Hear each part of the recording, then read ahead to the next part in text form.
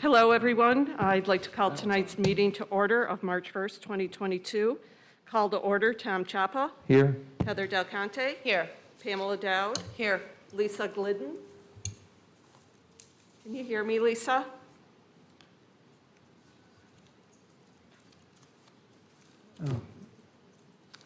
I'll come back to Lisa. James McKenzie. Here. Sean Emek. Here. Linda Serino. Here. Zachary DeMott. Lisa, can you hear me?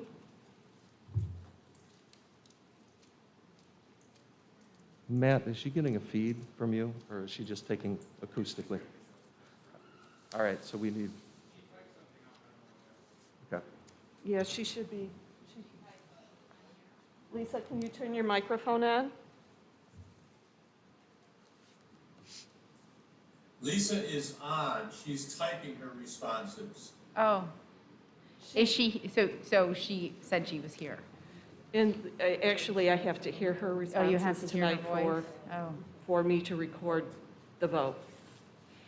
But is Tom hearing her and we aren't? That's what I'm wondering. No, he's just seeing it. Oh, He's geez. reading the responses. There's a phone number that goes with the link. Can you call it, give her the phone number? She should have it with the link. Lisa, can you call in with your Yeah, phone? I think I got that. Yeah, thank you. I'm just trying to learn how to use that. Hi, Lisa. Okay, sorry about that. That's okay. Thank you, Lisa. On my new computer, it's not recognizing Chrome, which I don't understand, but I'm here. Thank you. Next is the Pledge of Allegiance. If everyone would join me in the Pledge of Allegiance, and join me in a moment of respect for the citizens of Ukraine. I pledge allegiance to the flag of the United States of America and to the republic for which it stands, one nation, under God, indivisible, with liberty and justice for all.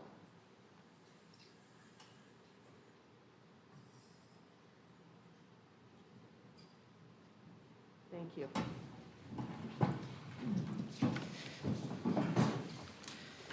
I'm also going to ask Tom and Lisa if you could mute your microphones while you're not speaking, if you would do that for us.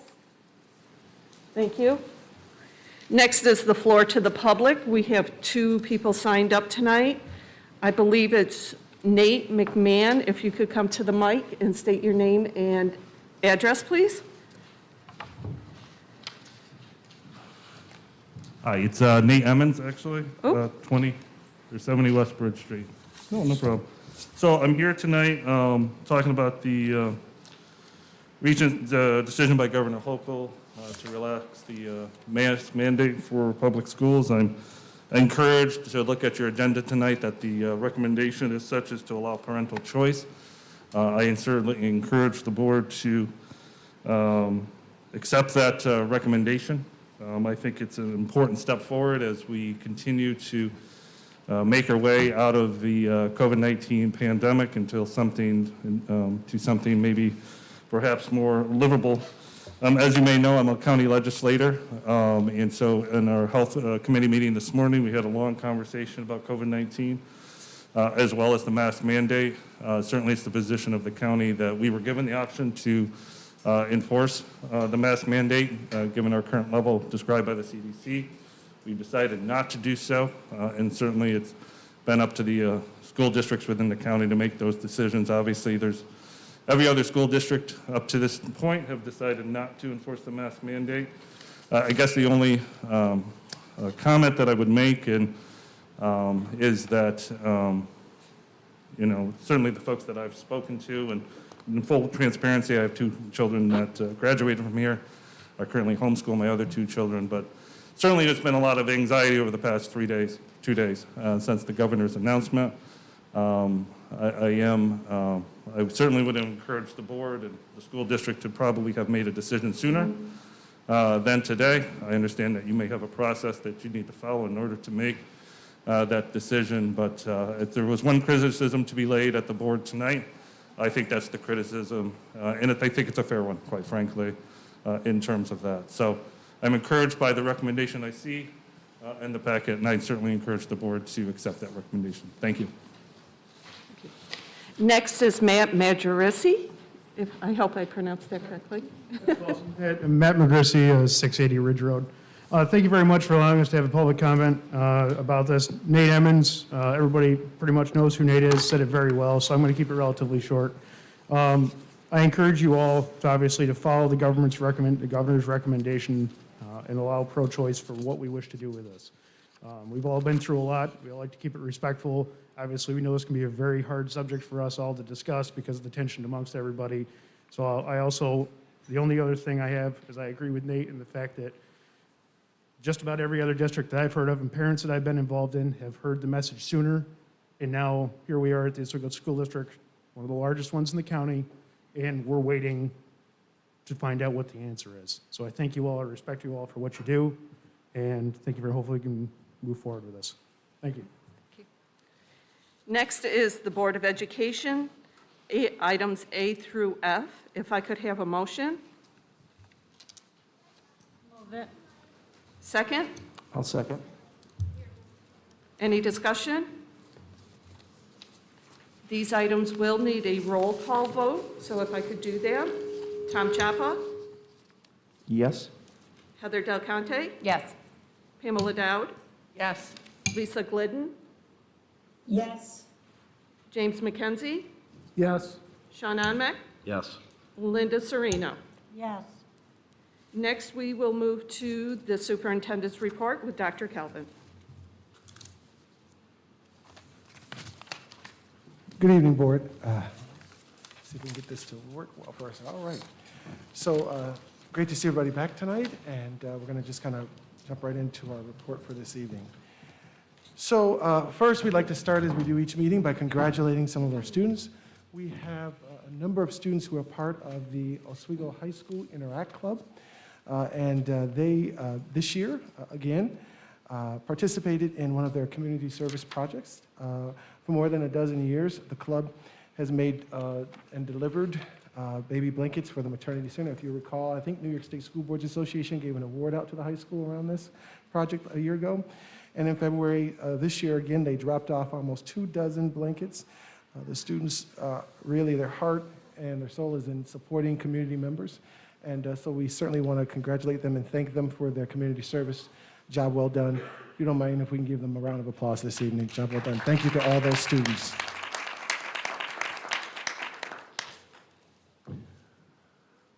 One of the things I want to just share tonight is that there is a change to one of our voting sites this year. We received a call earlier this week from St. Paul's that they would not be available this year for voting. And so we did begin to search to see where else could we, relocate the voting for Districts 2, which includes Wards 2, 4, and 6. We received permission to use the Anthony J. Christofoli ice rink.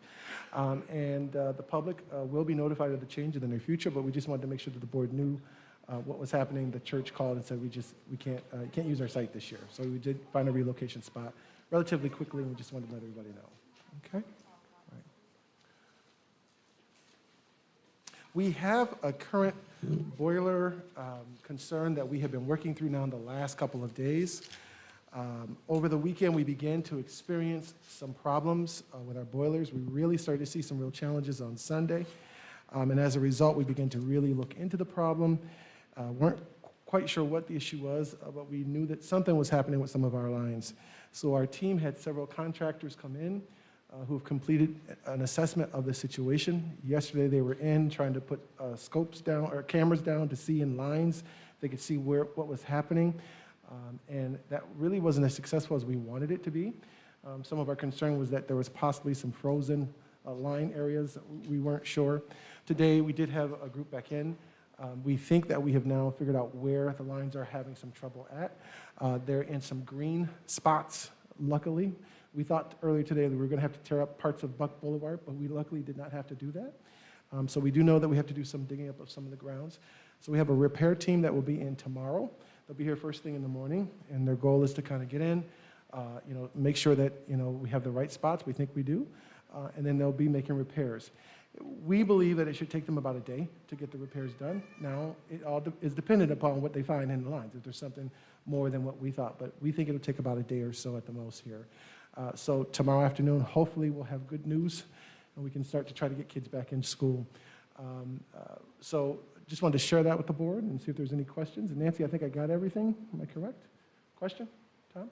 Well, no, I just had a chance last night. I was talking to Rick Pratt, who came and did some of the evaluation on it, and relative to where it is outside, and that the mud was in the line as well.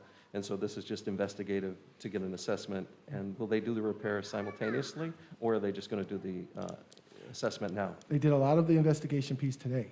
And then tomorrow, as they open up, the lines in the area, they'll look again to see if there's anything that they missed. And then once we know for sure, they'll get moving. But most of their investigation was done today. Pretty much everything we need to know. We know where the area is. We know where the spot is. We know where we're not able to kind of get things to move to the boiler area. So much of that was done today. And then tomorrow should be pretty much digging it up, getting the work done. But if they find something, they'll further investigate and kind of go from there. All right? In the meantime, just so folks know, our kids are on remote. We do want them back in school as soon as possible. But this was the temporary fix until we can kind of get things addressed and done. So as soon as we can get our kids back in school, that will be the goal for the high school. Okay? Any questions for the board? Everybody okay? All right. So just want to talk a little bit now about Governor Hochul. Dr. Morgan, I'm going to invite you to come up if you want to. We have an area maybe over in that area right there, Dr. Morgan. Okay. All right. So Dr. Morgan is here with us this evening. He and I have been consulting really throughout the weekend and also today. We've also had discussions with local health department officials. In fact, just before we came in our meeting today, we had another meeting. I had another meeting with one of the health department officials. And really, it's around this whole masking piece. The governor, as you all know, on this Sunday, unannounced to most of us, decided to have a press conference, and she announced that she was going to be ending the mask mandate for schools. She explained that local cities and health departments and districts can still enact additional mandates if they see fit. But as far as she was concerned, after reviewing all of the state data, which she did point out, she felt at this time that it would be good to move forward with enacting or releasing the mask mandate, I should say. So we have, also, in addition, we have reviewed district data, and we spent a lot of time discussing, the matter with local health officials, as I shared earlier here. So just in terms of our district data, it does demonstrate that we do see a decline in our local cases here in the district. For example, just a couple weeks ago, by the end of the week, we were seeing anywhere from 130 to 140 or more cases, depending on what was happening each week. And that was over the span of a week. In just a couple of days, we'd see 60 or more cases. Today, we have a total of 3 cases in our district. So, definitely we reviewed our data, but also local data. Just in the local newspaper alone, today's paper, I think yesterday's paper, you'll see, like even in terms of the highlights, case counts continue to decline. CDC offers a new tool to monitor COVID-19 activity. We reviewed local data as well. And what we saw in that data is, again, numbers are going down. We continue to see adults and children who are also getting vaccinated in the county. It's not as much as I think everybody in the county would like to see, but we do see more than what we saw a year ago, more than what we saw 5 months ago in terms of the county. But in addition, what we have learned from the local health department is that basically they have shared with us that they're not going to be enforcing a mask mandate in the county. They're recommending that districts consider and look at and follow whatever CD guidance that is there, but where they are concerned, they are not going to be mandating any or enforcing any mask mandate. Aside from that, I also kind of just wanted to figure out what's happening locally. So I did ask some of our county health officials, what are we seeing in terms of data? What we saw was that in terms of cases this week, I think the most recent count that they had was about 288 positive cases. The rate of infection was just over 8%, which is down even from the last weekend, which was at 12.55%, now down to between 8.11 and 8.88%. I also heard that in terms of, what the what the CDC is doing, that they are now working on switching some of their indicators around. They're going to a new system. They've already kind of started it to look at community levels of disease versus transmission levels. And in doing so, they look at the hospital admissions, per 100,000, the percent of beds that are occupied over a 7-day average, and the number of cases that you see per 100,000. In terms of hospital admissions, they've had about 13.8% that the county would like to see continue to go down. That is a reduction from where they were before. In terms of beds occupied, they have about 7.9%. From what I had heard from the county person that I spoke with today, that's a good sign, the 7.9%, because you need to be less than 10% to kind of move out of this zone that the CDC kind of has set there, basically. So moving in basically the right direction. And so after looking at all of this data, seeing what's happening across the state, really also collectively working with my colleagues to see what they were doing, how we are all kind of working through this. And also speaking with Dr. Morgan, it's my feeling that we should actually, like many others, move forward. My recommendation is that we do move forward with not requiring the masking, but allowing for choice for community members. And I'm going to let Dr. Morgan speak just a moment. But if we do this, a couple caveats. My thought is that, first of all, we should allow parental choice with respect to whether or not children will be masked while in school, that we continue to ensure and encourage mitigating strategies wherever possible. So we're going to continue to keep kids, we're going to ask them to socially distance, hand wash, sanitize, that we continue to make masks available and hand sanitizer and rapid COVID-19 kits available to students, to parents, as well as students wherever possible. That we would offer options for families if they want to participate in our weekly COVID testing. We do have screening tests. We can, again, send home testing kits for kiddos.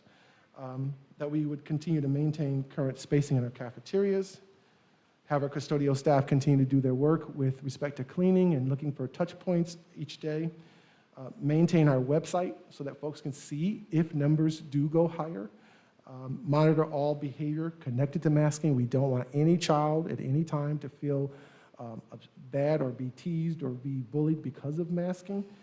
So we will certainly monitor that closely and respond where needed, and encourage vaccination and continue to encourage that. Those are the caveats that certainly we put there. And also, we want to constantly keep our eye on the data. As this pandemic has evolved, sometimes we've gone forward and had to kind of switch and go back a little bit and then go forward again, and that's the nature of the pandemic, right? So we would certainly continue to keep our eye on things, and if there are things that we need to enact further down the road, then we would do so. But those are my recommendations at this time. So Dr. Morgan, I know you've had a chance to look at the data, and we've talked a lot about it. I'm just wondering your thoughts. We did speak before we made the recommendation. Can everybody hear me all right? That's good. Again, even when we started this year, we've always talked about trying to follow the science. The science has been a little confusing at times, and to say the least. And we're moving forward because things are getting better. I'd like to say from a medical perspective, a lot of these things have been recommendations from the governor. She's passed the buck on to the school districts. The Oswego County has recommended certain things, but have passed it on to the school district. So they've asked this group to look through the science and come up with a final decision. Even the governor admitted that 70% of areas in the state are not outside of the orange range. We are getting close. An 8.11%, when I talked with the county on Monday, it was still at 8.41%, but it's really moving in the right direction. And I suspect we'll be below 8% by the end of this week because we're seeing dropping. And that's fantastic. And that's one of the things that we need to use as a measure. The county doesn't want to mandate either. And I think looking at the statistics, we're okay with moving forward with making it a choice. But what's important is, as Dr. Galvin had said, there are certain situations that people may live with immunocompromised people in their homes, people who are not immunized, and when hopefully this decision is made, that they may still wear a mask at school, and we got to make sure that they're not accosted by anybody or belittled by anybody. It's a choice, and we can make it a choice. The statistics on vaccination, this is as of Monday in the county. From our 5 to 11-year-olds, it's only 22.9%. From 12 to 17, it's only 52.2%. 18 to 25 is 49.4%. 25 to 34 is 55.3%. 35 to 44 is 67.8%. 45 to 54 is 64.7%. 55 to 64, 82.1%. 65 to 74, they've done the best, 97.5%. And over 75, it's 91.1%. There's been some recent data on the vaccinations. You know, the big question a lot of people say, you know, when can we get the next group down? 5 to 6 months. We've now noted that the data there has not shown that they come up with the right dosing to work it well. Just this past weekend, in the 12 down to 5 or 11 down to 5, we know that it's not lasting as long. Now, the science before, they gave a third of the dose of the adult dose, and now they're finding that that's not enough. So they're doing the studies further out. Again, science takes a while. You find that you make your best appropriation, and then you repeat, and you're following the same groups. So we may find there'll be some more recommendations for a third booster for younger people, and it may not be a third of the dose above 12, like they started with. It may be a half. I'm not on that group, but things have changed. The science changed. You have to change with the science.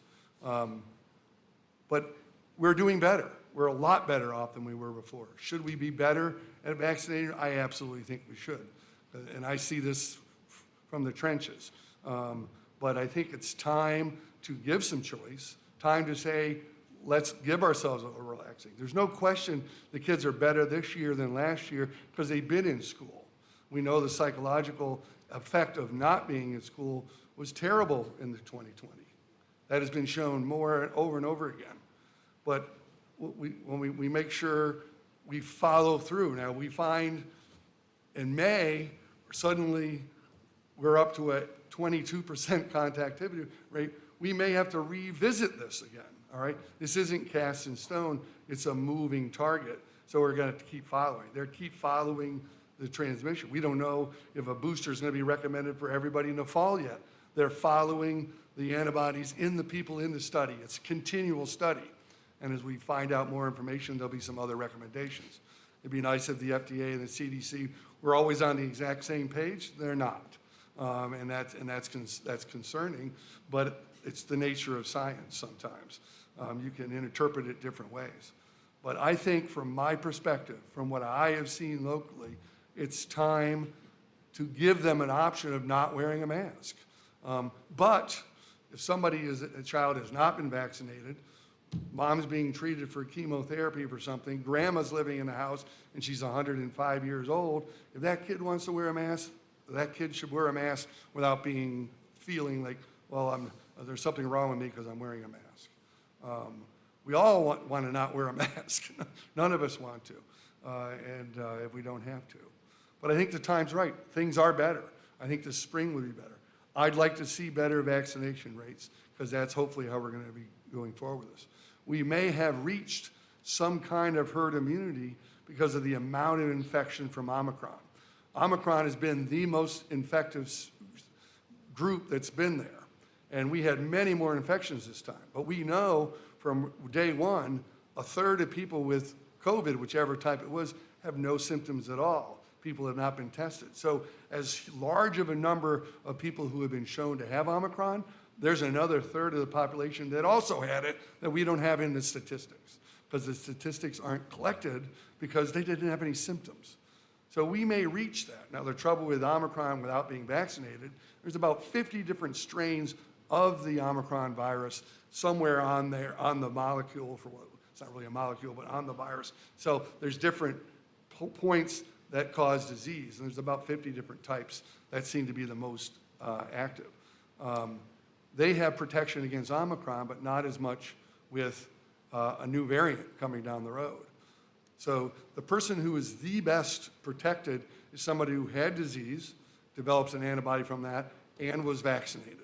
Because that way it protects against new variations down the road. Now, we have a small amount of newer infections that decreases the mutation rate. And that's the best thing. If not that many people are left to not be infected, then maybe we've reached that herd immunity. It's really gonna have to see.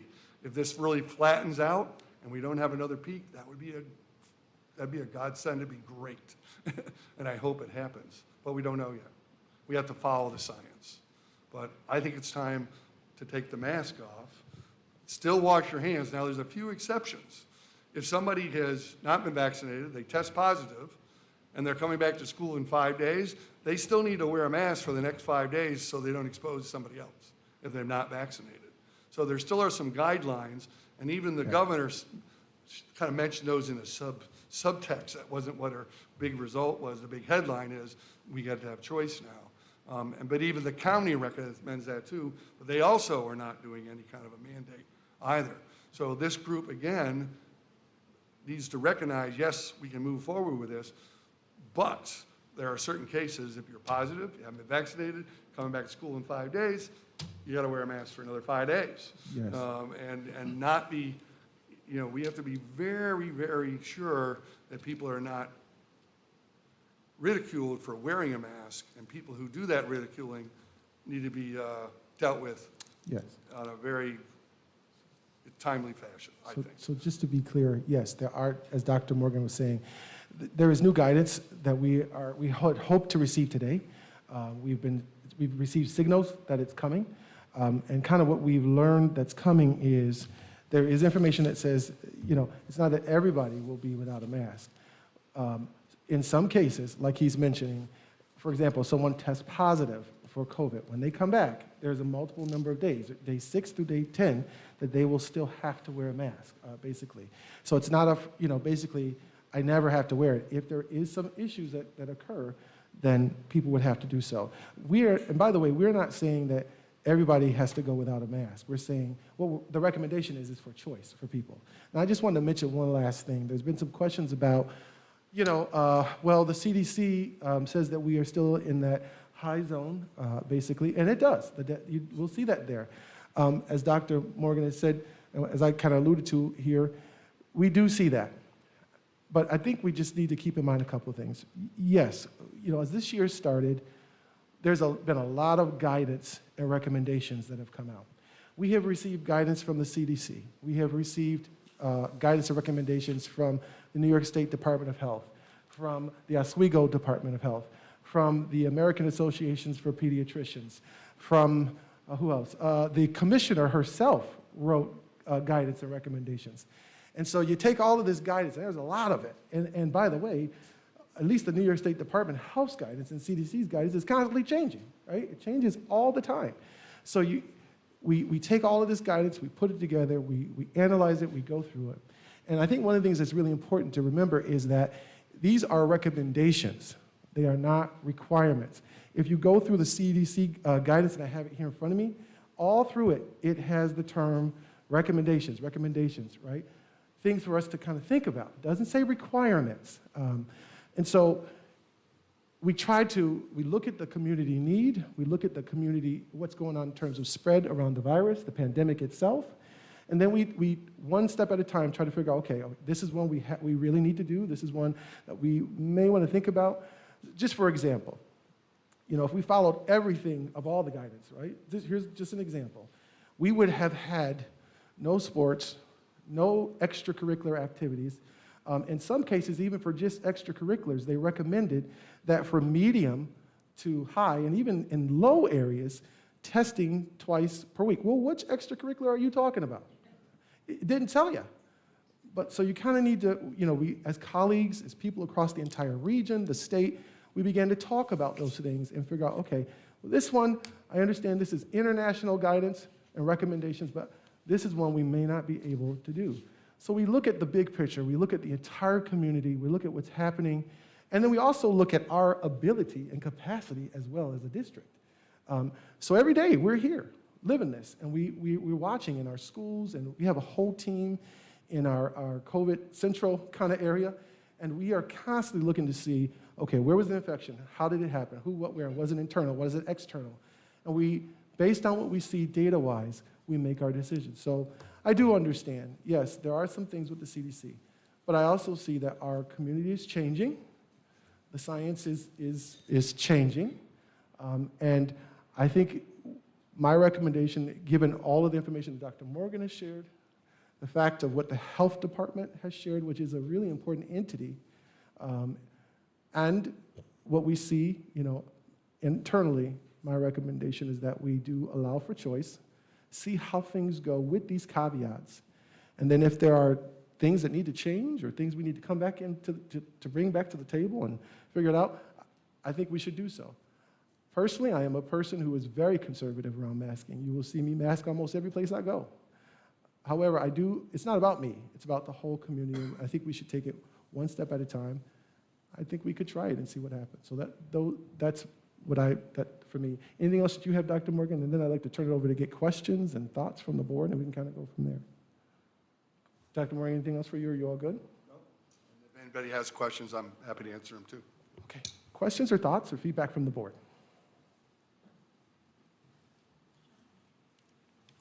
As Matt and Nate said earlier, once the governor announced her decision to lift the mandate on tomorrow, most of the districts in this county, if not all now, including Trinity today, have lessened and made it a personal choice option whether you should or could or would not wear a mask.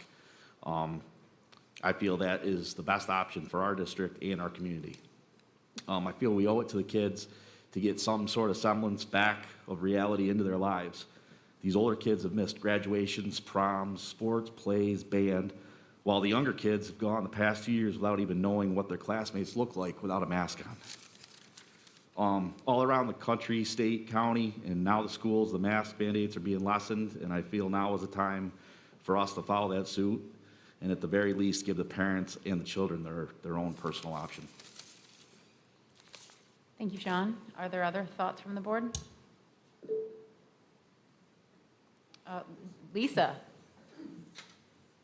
Hi, thank you. So I guess I have 3 points that I want to make. One is that we know based on last year's data that 2 weeks after we returned from President's Week, we had a spike in cases in the county. We went from an average of like 7 a day to 30. We had 30 a day, which is way less than we have now, right?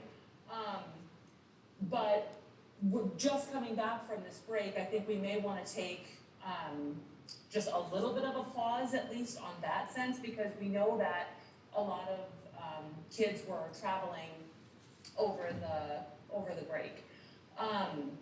So the second point is that I don't think we're ever going to get herd immunity on this because there are too many variants.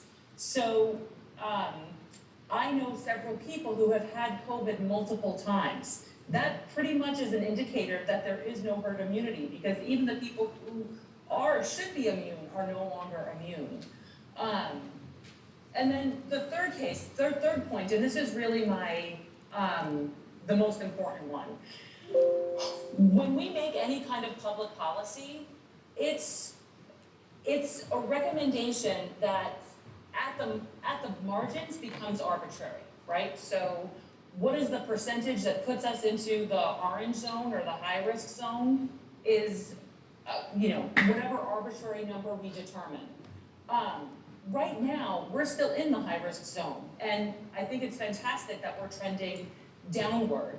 I don't know why we would risk that trend by having everybody unmasked while we're still in this higher zone. And I think it makes sense, and what the CDC recommends is to remove the masks when you're in a low or a medium area. We're not yet in a low or medium area.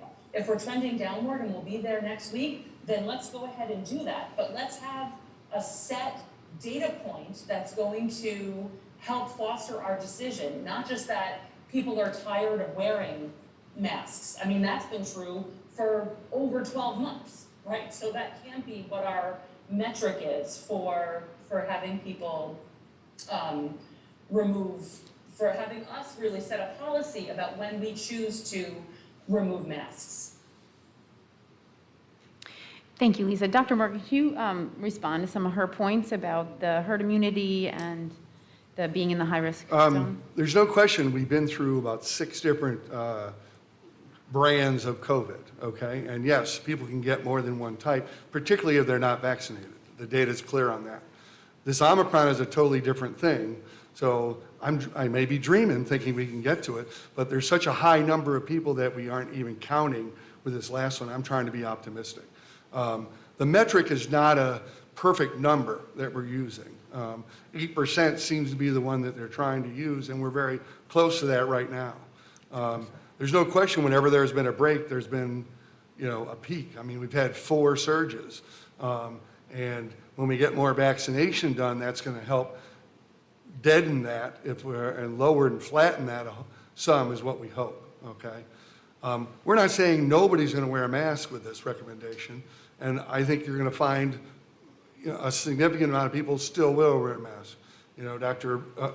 Calvin said he wears one. I have to wear a double for 12 hours a day at my office, a shield and a mask. And I don't know, and they have not lifted it on public transportation. They have not lifted it in medical facilities. So it's not going away everywhere. I think sometimes you have to split hairs. And I think what's happened is the buck has been passed down from the governor to the county to here. And I think that's unfortunate, but that's the reality that we have. And I think almost everybody around us is going to try to have an option. And to be an island in the middle of that doesn't make a lot of sense. But we have to follow the data. If we sneak back up again, then we're going to meet again and we're going to say, guess what? We got to get back on with the mask. So I don't disagree with what you're saying, I really don't. But I think it's the reality that we're in right now, and this is a reasonable approach to cover as many bases as possible. To that point, has the county health department said that they will come back with, like, if the trend starts going back up, that they would be amenable to enforcing mask mandates at the county level? They've told me that they're going to keep looking at the data, and they'll give us new data. They have not historically been upfront about mandating things, but they're going to, I doubt that will change. But they will say that the data is changing, maybe we should reconsider this. And I think that's what we're going to have to do. We have to keep looking at the data as it changes. Yeah, and I guess I said that wrong. They really don't mandate, but they do offer recommendations. Yes. And right now, the recommendation is personal choice. Yes. Okay, are there other thoughts from other board members? Pam? We're talking about our county. Our county's in the red zone. What's our district? Let's look at our district numbers, not the full county, because there's many other school districts in this county, number one.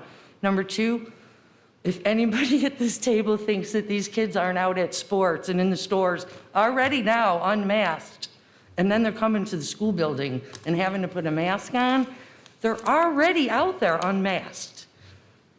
Choice or not. I mean, that's the choice that is already there. I totally agree with the recommendation. We've always listened to what Dr. Morgan's recommendations are. I totally agree with the recommendation of Dr. Calvin to make it parental choice, adult's choice for masking. Thank you, Pam. Other thoughts? Tom? I just want to make sure that what our data points, I want to agree with Lisa, on the backside that is going to trigger us to use them again. Because I think there's the emotional part that she was speaking to, that people want to be free of the mask. Understood. I know people don't want to do that. But the objective part has to say, okay, what is that number that we're going to utilize? And I'd like to be as clear as we can, maybe not right now, but we define what that number is and what that data set is, and clear to the public as well, so that if we hit that and we trigger it, that we will utilize masks again. I just want to have a sense of clarity in that point. And maybe more than a data point for ourselves, because I think we do need to recognize that we are not a health agency. We are an educational agency and institution. And so I think we need to identify what health agencies' guidance and recommendations we are going to pick to follow. And without a local agency saying it is our recommendation, X, Y, and Z, I don't really think that we have the expertise. I mean, we have expertise here, but, you know, as an educational institution, I don't think we have the expertise to create our own recommendations, our own matrices, our own analysis of the data. And so I think we sort of have to pick an agency that we want to use as our guidance. And for me, I think it has to be like a local agency because they know the local data the best. And honestly, they give the data to like the national organizations like the CDC. Well, I just want to speak to that relative to kind of 2 points. We are a little bit different in the sense that we house in this city the hospital, Oswego Hospital, the only hospital in the county. So a sensitivity not only to the district but to the community in terms of how what we do affects what they do.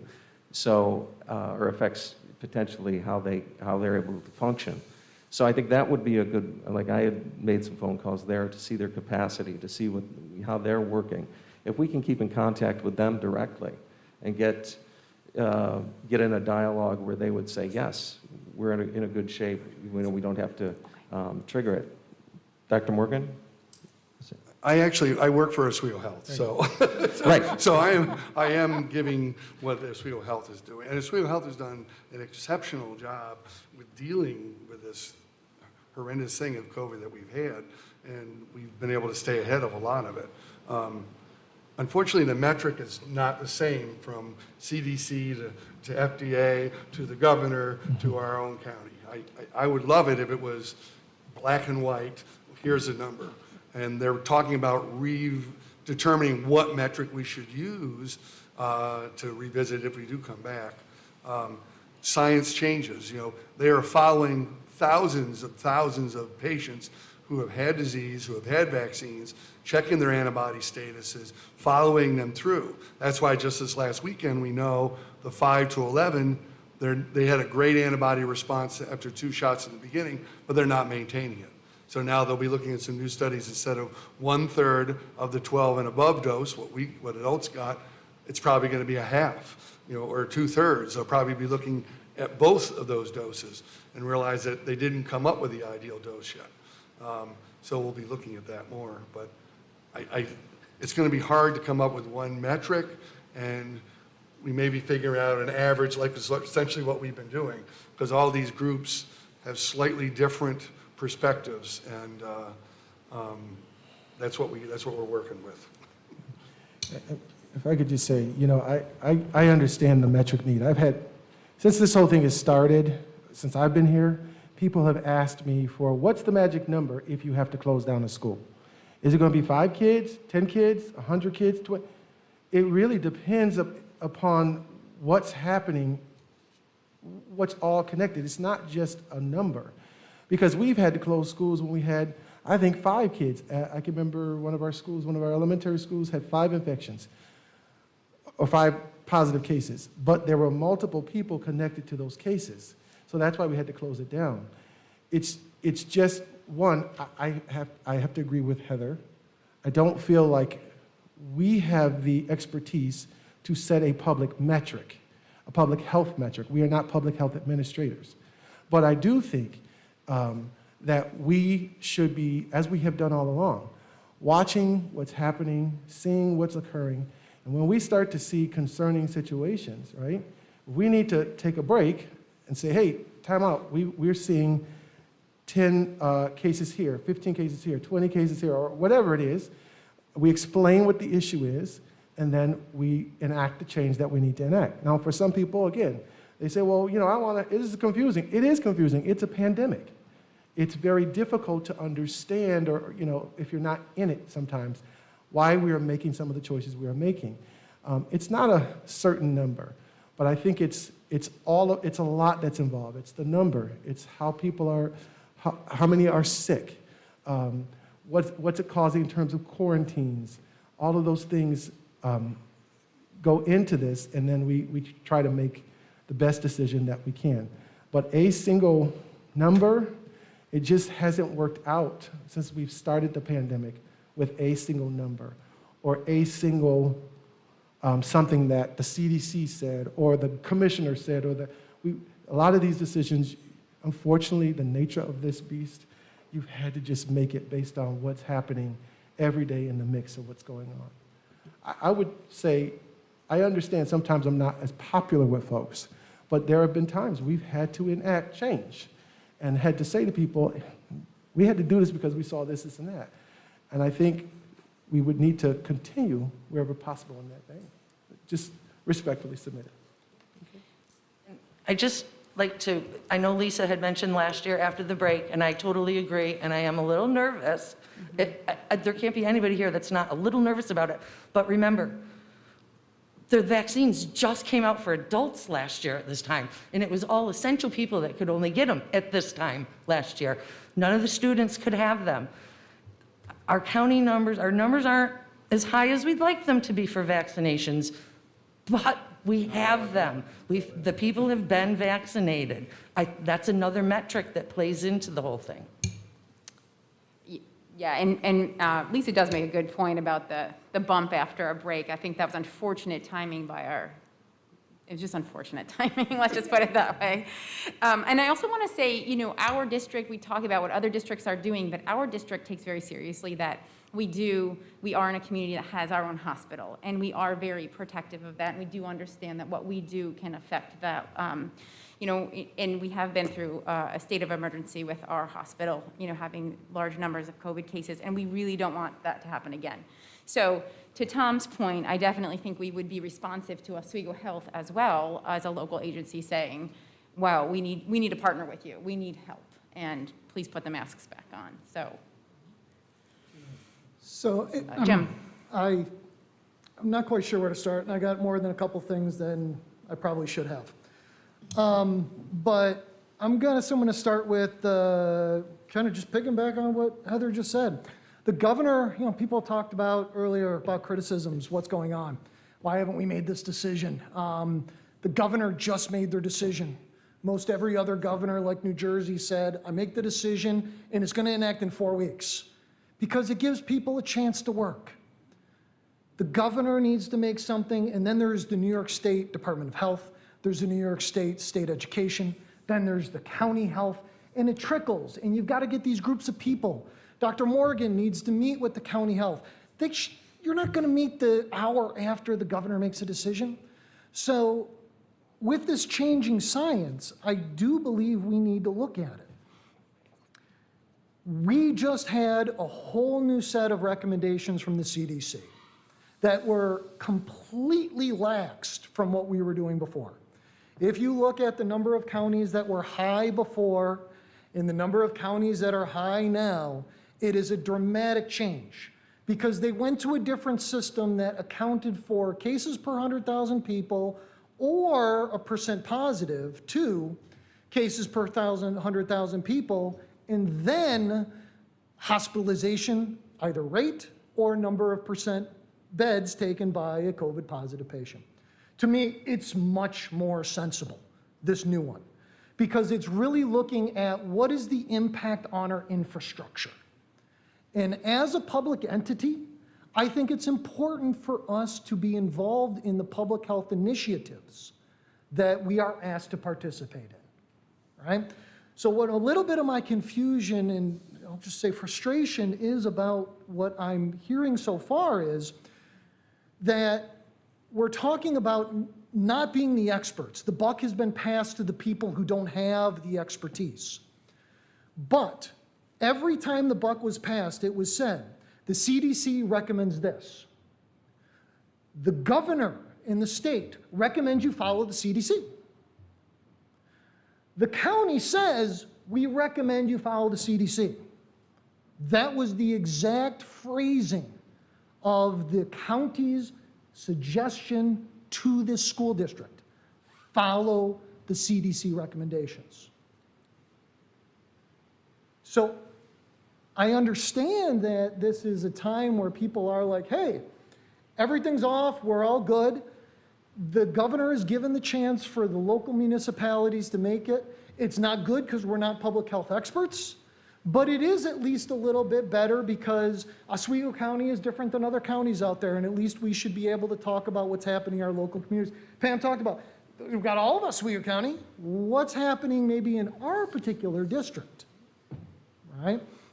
So my initial point here, and I'm sorry, I will have a few more, but my initial point here is my problem with the recommendation is that it is, we are going to wait, can see, we're going to consult, but we're not following any metric because we don't know of one.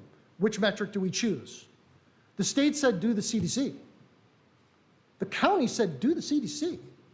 So why are we ignoring the CDC? Is my honest question. Why are we not following that recommendation?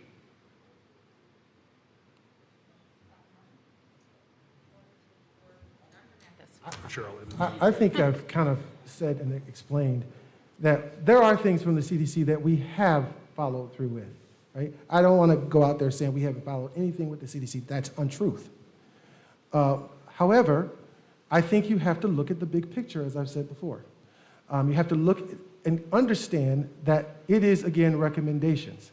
We have done our best to do as much as the CDC has asked us to do. However, if we were to do everything that the CDC told us to do, then much of what we have tried to come back to and do would not have been done. We just had plays, we have athletics, we have extracurriculars. We're trying to do as much as we can with them for our students.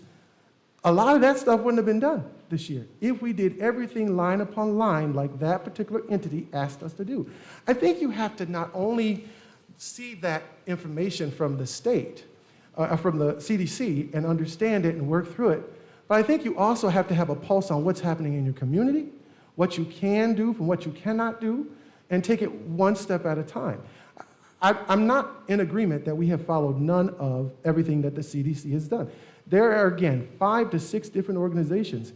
Would I say that our district has followed every line upon precept that every one of those organizations have given to us? I would say not only has Oswego not, but pretty much, I would say pretty much every district across the state hasn't done every single thing. If they would, then none of the districts would have had athletics this year. None of the districts would have been moving forward without 2 days worth of testing with extracurriculars. None of the districts would be in the places that they are right now, with all due respect.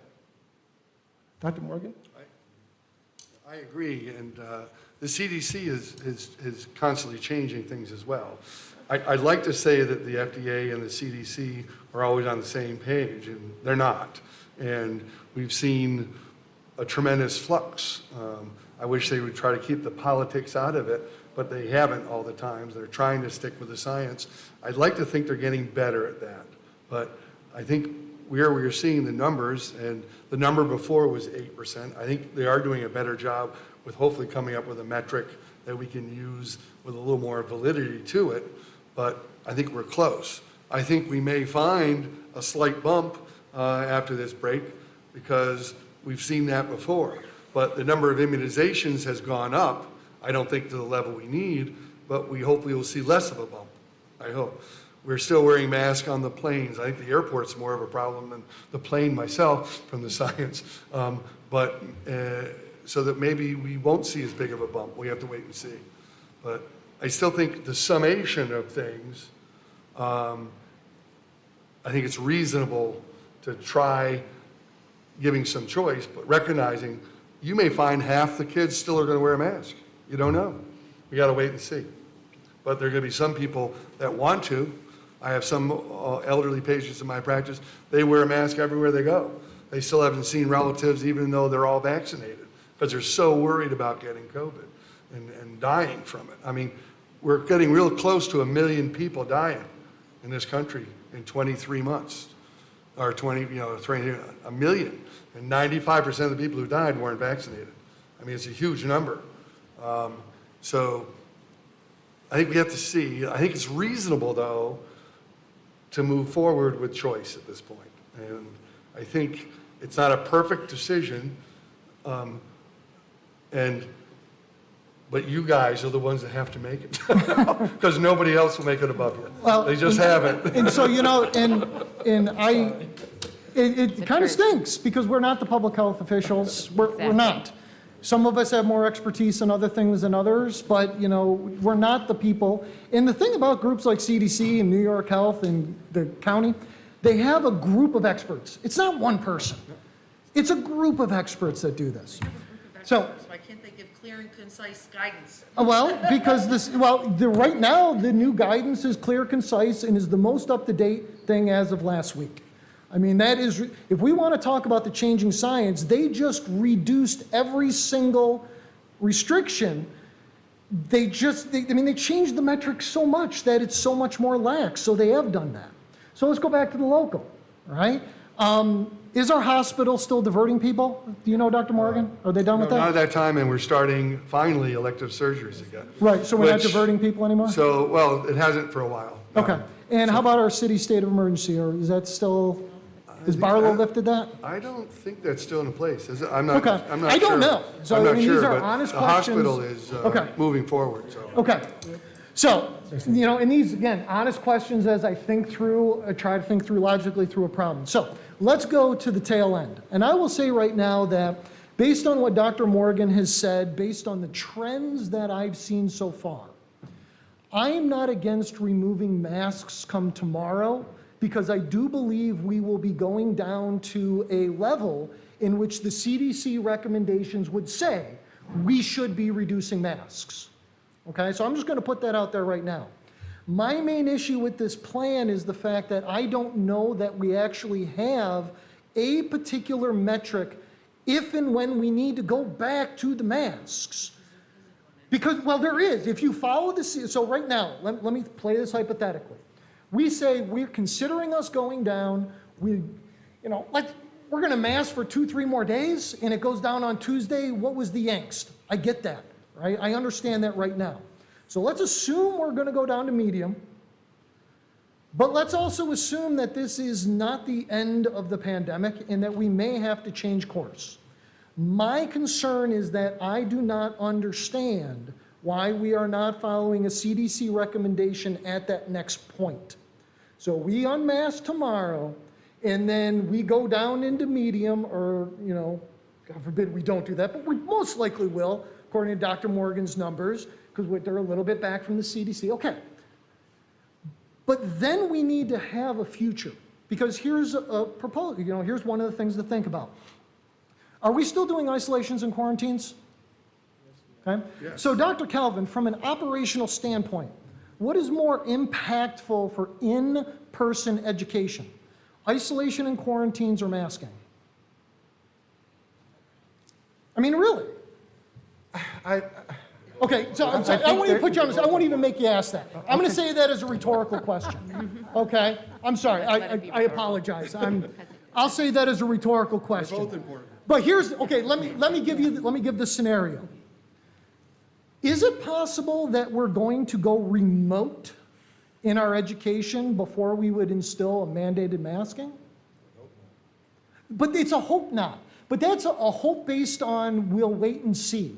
And I guess that's where a big part of my problem is, and the people I have talked about with this over the last couple days is, it's this amorphous idea that we'll play it by ear when we're not the public health officials. And we're not going to get their support, and they're not going to say anything but follow the CDC. So if we're going to not say we're not going to follow the CDC at any point, that's my problem. My problem isn't tomorrow. I'll just throw that out there. If the trends were different, if we were going back up, my problem would be with tomorrow. My problem is I don't see a plan in which we're going to reenact things if necessary, proactive rather than reactive. Jim, I I said understand, too I much. understand your point, but I think the whole reason we're all wearing masks right now is because we followed guidance and we followed the science and are wearing masks. But none of us are wearing this at the meeting tomorrow. Right, but I mean, I am. because we're at a point now where maybe But- that can change. And also, the other point I want to make is, we're not saying, as a school district, let's remove our masks. We're saying, everybody now understands where we're at. You understand the risks and benefits, and we're not going to stand in the way of personal choice. Personal That's what we're choice? saying. Do students have a personal choice of not wearing Parental- shoes in the building? Parental choice. Do parents have the choice? My child shall be barefoot in the building. My child shall wear a hat in the building. My child shall have their hoodie up in the building. We have personal safety things that we enact in the building, and the parents don't get to say a word about it. That's true. Right? That's true. I'm not saying that we don't Our- have our rules county- and okay. policies, Jim, but right now, we're following what the governor is saying. The governor is saying that we should allow The parental governor is choice. saying we should follow the CDC. Let's be clear about that. Okay, the one thing about that you're saying we're not following with the CDC is that they're saying if we're in a red zone, Right. we should keep masks There on. we go. That's Good. what she's saying. However, we're now saying that the local numbers, and admittedly, the CDC is lagged with their metrics. So the local folks are saying, we're like virtually there. It's not worth it to make a big argument over splitting hairs really right now with numbers. Which is why I've tried to move the conversation from tomorrow to what we're going to do in the future. I believe Dr. Kelvin has already answered that in his presentation. He will watch the data, he will see what's going on. If there's a surge in a building, he'll address it. If we need to mask, he'll address it, and we'll mask. I do believe he has answered that question more than once. Well, and admittedly, Jim, we've talked about how it's been an imperfect process. We've grown, we've developed, we've worked, you yourself said the CDC is getting better at following numbers. I think locally we're getting better at following numbers. And so I think along with that is also going to be our ability to react. And I do have faith in our local agencies. I have faith in Oswego Health to communicate with us if we need to go back into masks. I have faith in our community to be protective of our hospital and to respond to our health department. I just strongly feel that as an educational institution, we really need the backing of a health agency locally for us to make another step and Heather. to use them as our metric, for them to be our guidance. Heather, I Yes, haven't had an Linda. opportunity Yes. to talk. And I can see that this is probably one of the toughest decisions that it's probably.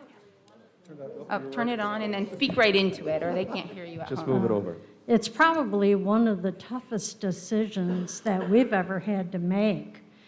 And I'm sitting here listening to all of you and your assessment and where you're leaning towards. I look at Jim, and I know Jim's a scientist. I can see his brain working very scientifically, and what he says has a lot of validity. But they've turned it over to us. And I've changed my mind, Jim. I'm listening to Pam, and I think you're right, Pam. The kids are outside, they're not wearing masks, they're going everywhere. And I think probably if we take a vote, I assume that's what we're going to do, that we should leave it up to the parents now unless. Metrics change. Right. To do a vote, we would need a motion, and so I think if someone feels strongly about either changing the proposal or, rejecting the proposal, then I think that motion should be made. Lisa, I know you spoke earlier, and we've had a long conversation. Do you have more to add or have more thoughts? No, I mean, I think we're doing ourselves a disservice if we leave it without putting some metrics in place. And it seems to me like the metric of 8% or hospital, capacity at whatever percentage, like it seems to me we're gonna continue to we're setting ourselves up to continuing to have these debates. What happens when we're at 8.5%? Well, if 8.2% was okay, why is 8.5% not okay? Or 9%, right? Like I feel like we're just gonna we're making it harder on ourselves if we don't set some firm guidelines. Like this is the trigger point, right? When we hit this point, we can go optional masks under certain circumstances. Obviously, as Dr. Morgan said, there are some places where you have to, some points where you have to wear a mask. So, I mean, that's my 2 cents, but I can kind of also see the way the conversation is going, so just leave it there. So what I hear you saying actually is that you'd like to add to the proposal some sort of trapdoor, some kind of extra, add another bullet point about when we would put masks back on? Right, like I would, probably trigger points is not the right term, given also the current climate, but, like it seems to me it would be good to add some thresholds of Oswego Hospital or Oswego Health says X, that, that they're at 60% capacity or 80% capacity, that we put it back on. That if we go above 8%, it goes back on, like until such time that we go below 8% again. Right, like I think those are kind of the best that we can do in the circumstances that,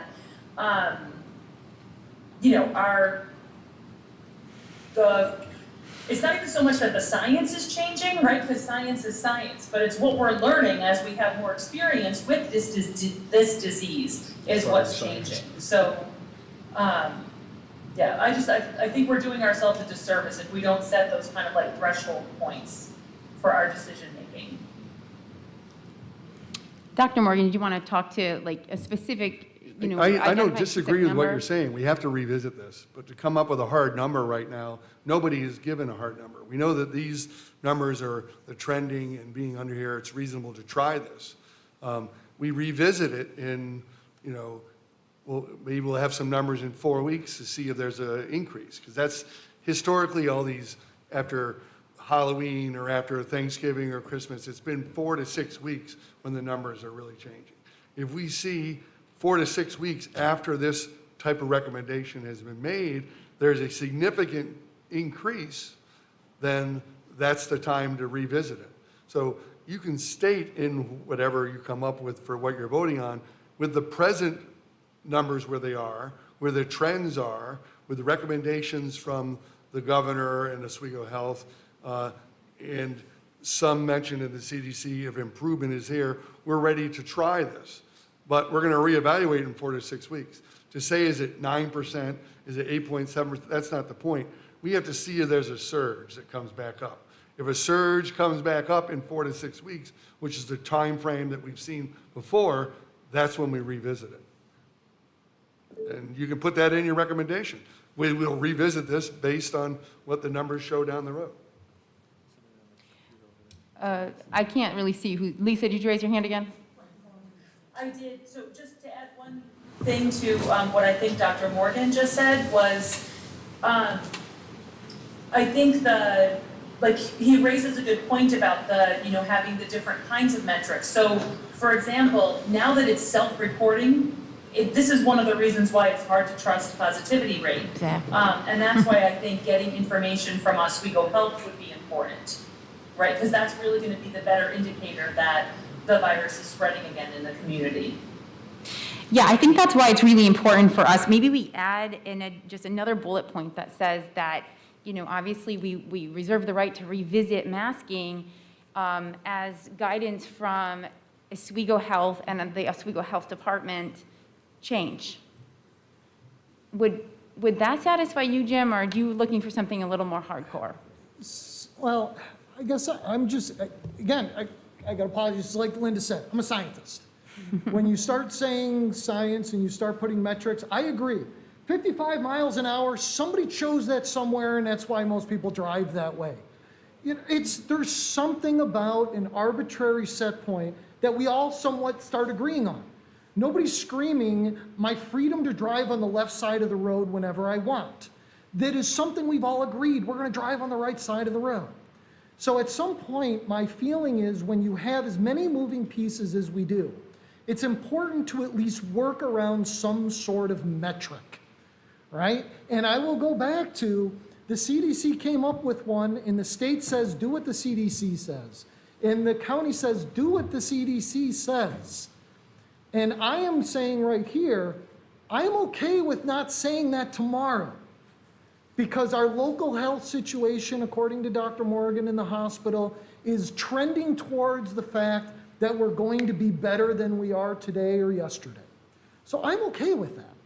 My big thing is helping parents understand that we have a system where we're gonna keep kids in person. My worst case scenario is if we go remote, whether it's a building or the whole district, because we didn't have masks.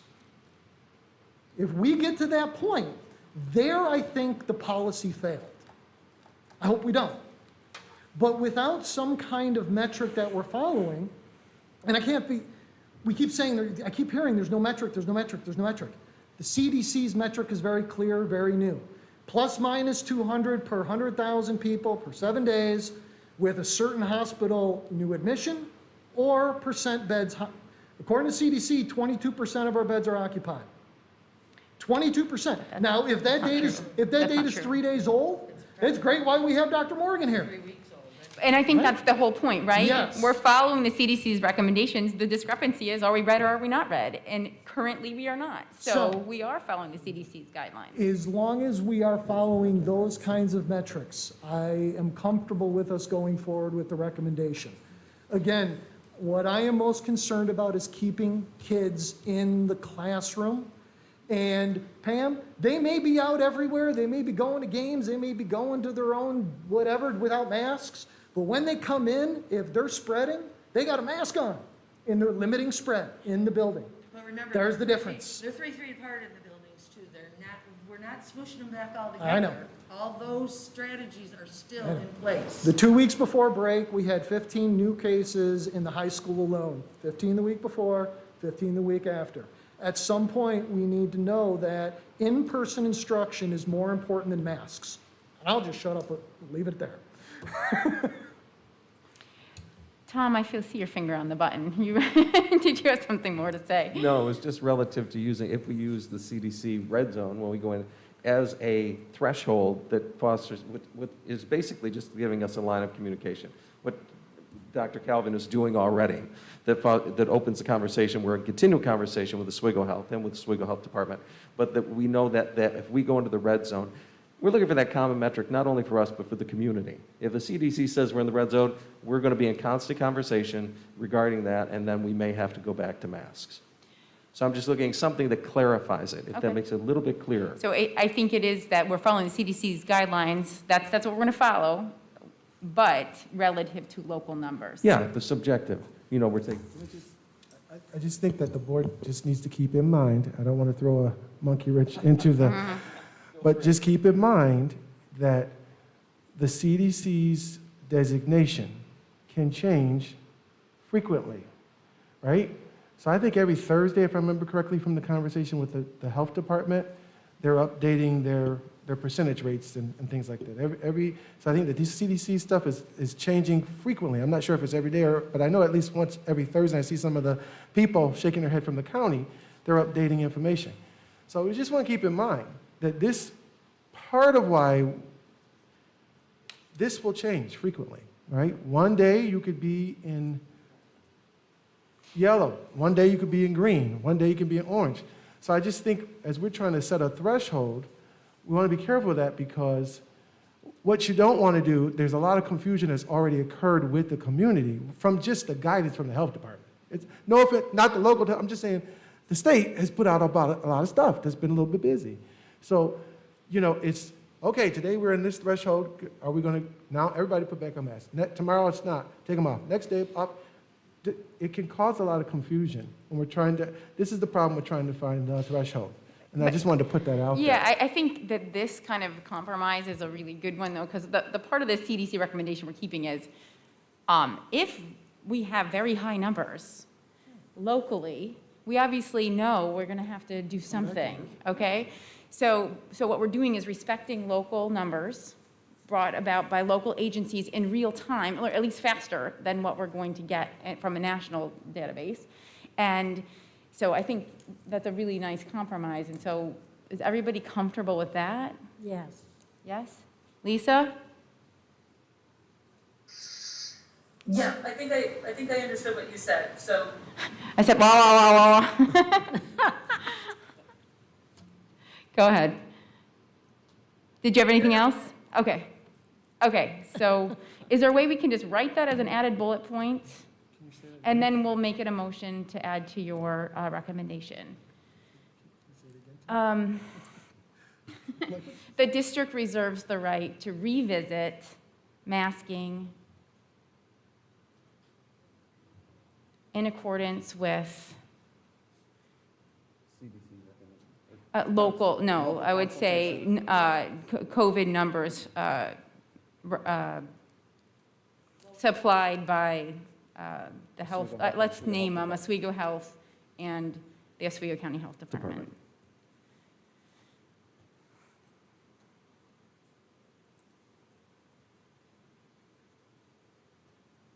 So I'll just say, as this is Dr. Calvin's recommendation, if he's willing to take that suggestion, I don't find the need for a formal vote. Okay. It wasn't an agenda item ahead of time, and we trust Dr. Calvin to follow through with what he says if he's agreeable with it.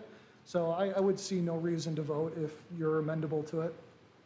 I have no problem with the language. If you all want, it's, I guess, your choice as to whether or not you want to take on. Yeah, I guess the only reason I just want to make sure we have a nod from around the table, because it wasn't an agenda item. However, it was a very, confrontational conversation. Not confrontational is the wrong word, but it was a very deep and open conversation with a lot of different viewpoints. And I just want to make sure everybody feels that this represents something they're comfortable with. So maybe just thumbs up. Thumbs up. That'll look good in the paper. Zoom. Okay. All right, do you want to then finish with your presentation? Thank you, everyone, for all your thoughts. And thank you, Dr. Morgan, for your Yes, guidance. thank I really God. appreciate it. Thank you, Dr. Calvin. Thank you, Dr. Morgan.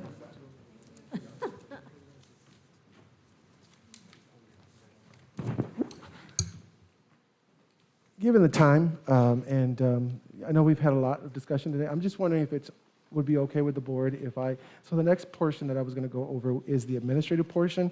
I'm wondering if we can just hold it to the next meeting, if the board is okay with that.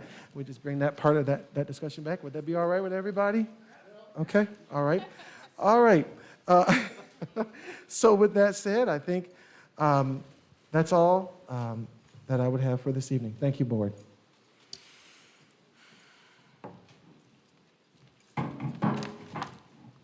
As people are getting organized again, I just want to thank the board again. This was a very constructive and very valuable conversation to have, and I think everybody brought some really, really excellent points to the table, so thank you. Next on the agenda is the consent agenda, items A through C. If I could have a motion. Move it. Second? Second. Any discussion? All in favor? Aye. Lisa? Opposed? Next is personnel with Dr. Sweeney. Good evening. Before we begin, could I bring your attention to item B, an administrative recommendation, and ask the board to consider an amendment? Unfortunately, we were adding a couple of numbers this morning, just as Mrs. Canali was printing. So if you could add next to Joseph Sturbank, who's going to be our Assistant Director of Business and Finance, a salary of $80,000 and an effective date of March 21st. Could I have a motion on the amendment, please? I'll make the motion. I'll second it. Any discussion? All in favor? Aye. Aye. Lisa? Aye. Opposed? Item A is a retirement for Eileen Sharkey, a typist at the Oswego High School. Whereas Eileen Sharkey has admirably served the students and staff of the Oswego City School District as a typist from January 31st, 1994, with a full commitment to the best interests of all our students, and worked in partnership with her fellow employees. We hereby recognize her dedication and express our sincere gratitude and appreciation for her years of service, and her retirement is effective 5/31/22. Could I have a motion, please? Move it. Second? I'll second. Second. Any discussion? All in favor? Aye. Opposed? And then our professional staff recommendations, including item B, which was just amended, B through G, as presented. Items B through G, could I have a motion, please? Move it. Second? Second it. Any discussion? All in favor? Aye. Opposed? And then our support staff recommendations are H through N. Did you say N? I'm sorry. N is in Nancy? N is in Nancy, Yeah. yes, that's where our sub and temporary employees are. Right, could I do N separately? Oh, Can of we do course, that yep. separately? Yep, Do- so, I'm Yeah. sorry, N separately? Just do it till M, and then we'll Okay. vote N separately. yeah, Items H through H M. Through M, could I have a motion, please? I'll make the motion. Second?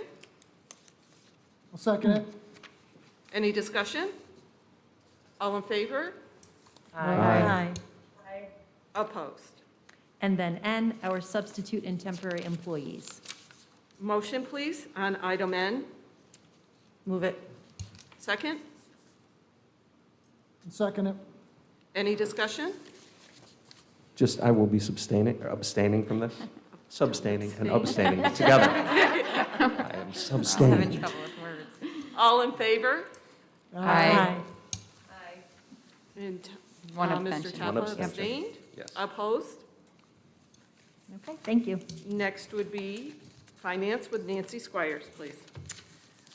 Items A through G as presented. Items A through G, motion. Make the motion? Second? Second it. Any discussion? Just a word of gratitude for the donations. All in favor?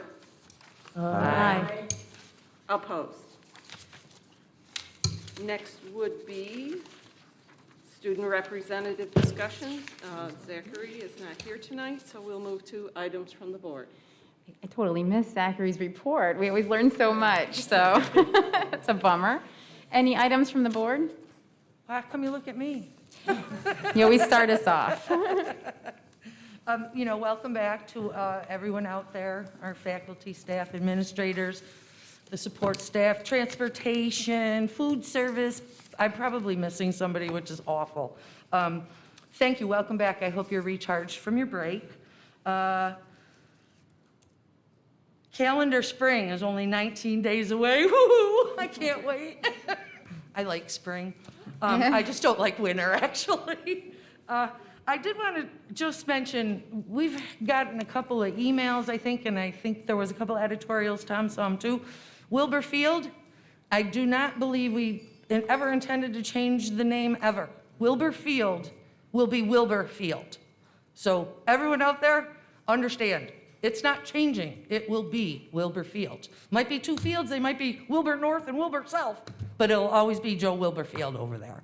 I just wanted to put that out there. I encourage people who haven't been vaccinated to get vaccinated. That's what's going to help us get out of this. And just stay positive. Please, everyone, be kind, stay positive. That's what I got. Thank you, Pam. Others? Tom? I just want to say I read a different article, Pam. I saw it in the paper, Syracuse graduation rates for Syracuse district, and there was a connecting link. You could find all your districts. And from 2017 to 2021, we've gone from a 75% graduation rate to an 84% graduation rate. Constantly, it gets lost in a lot of stuff when we get into minutia here, but I just like to say thank you. I'm going to piggyback on you, Pam, to thank everybody. It's not been this board alone. It was previous and administrations as well, and all the teachers working together, and we're moving in the right direction. And thank you, Dr. Calvin, and for getting us on a plan to move, look into the future. And so I just wanted to reach out and say thank you to everybody. We're moving in the right direction, and sometimes that just gets lost, so thank you. Thank you, Tom. Others? Linda? No? Lisa, did you have anything? No, I don't. Okay. Jim, you all set? Okay. Oh, Sean, I'm sorry. I had the same thing with the Wilbur Field. I've had a lot of old coaches and teachers reach out to me about that. I'll get with them together because I'm not so sure that they don't want the new stadium named Wilbur Field. I'm kind of confused now on that the other one never lost its name. I just think that those old coaches want respect where respect is due, whether it be the training facility or the softball complex in the future or the football field or whatever. But I'll see what their thoughts are as going forward and with what Pam brought up with the Wilbur Field issue. So that's a good jumping off point, because I was actually going to say the policy committee, there's 3 policies that we really need to discuss. One of them was naming facilities and how we're going to go about doing that in terms of a policy. That is something that has been dangling out there for many, many years, and we really need to bring closure. The other thing is we have one of actually the mandated policies, I believe, about over-the-counter medications and all of those. We removed it from that set so we could discuss the wording a little bit further and further understand the legalities around it. And then 3, we had discussed talking about policies surrounding athletic volunteers and just making it kind of a standardizing the process for volunteers across the board. So I'm wondering, Karen, if we might be able to plan a policy meeting at some point with the policy committee and start. This is going to take a while, but then if we can kind of come up with some concepts and then we bring it back to the board. Yep. Does that sound good to everybody? And I think this policy regarding naming is very, very important so that we all have an understanding of what the board wants to get behind. Okay, anything else? All right. Okay, at this time, would the board like to move to executive session? Yes. Yes. And the reason? To discuss the performance of a particular staff, employment history and performance of a particular staff member. Okay, could I have a motion, please? Move it.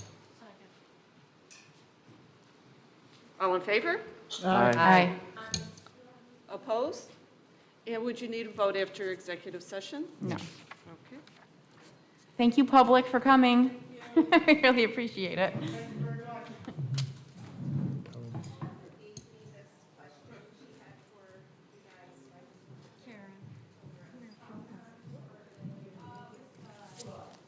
Hang on a second, Lisa.